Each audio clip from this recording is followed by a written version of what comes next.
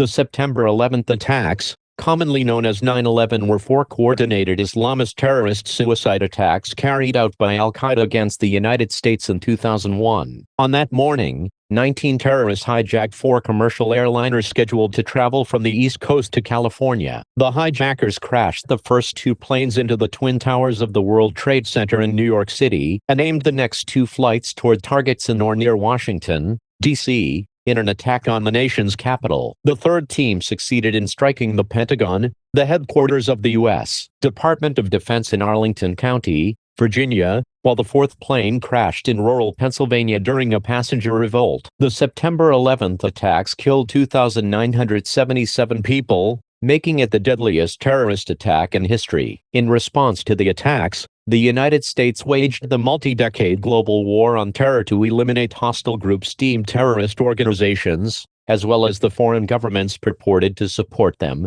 in Afghanistan, Iraq, Syria, and several other countries.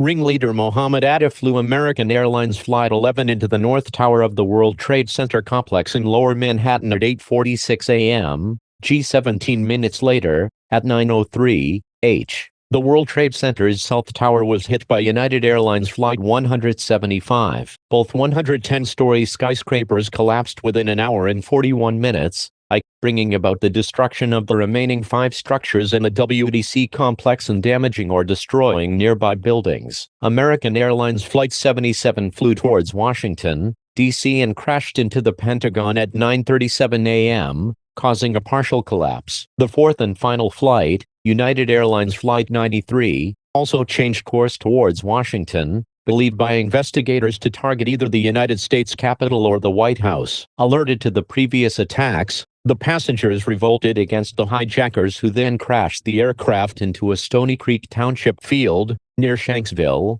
Pennsylvania, at 10:03 a.m. The Federal Aviation Administration ordered an indefinite ground stop for all air traffic in U.S. airspace at 9:45 a.m., 59 minutes following the first impact, preventing any further aircraft departures until September 13th and requiring all airborne aircraft to return to their point of origin or divert to Canada. The actions undertaken in Canada to support incoming aircraft and their occupants were collectively titled Operation Yellow Ribbon. That evening, the Central Intelligence Agency informed President George W. Bush that its counterterrorism center had identified the attacks as having been the work of al-Qaeda under Osama bin Laden. The United States formally responded by launching the war on terror and invading Afghanistan to depose the Taliban, which rejected the conditions of U.S. terms to expel al-Qaeda from Afghanistan and extradite its leaders. The U.S.'s invocation of Article 5 of the North Atlantic Treaty, its only usage to date, called upon allies to fight al-Qaeda. As U.S. and NATO invasion forces swept through Afghanistan, bin Laden eluded them by disappearing into the White Mountains. He denied any involvement until 2004,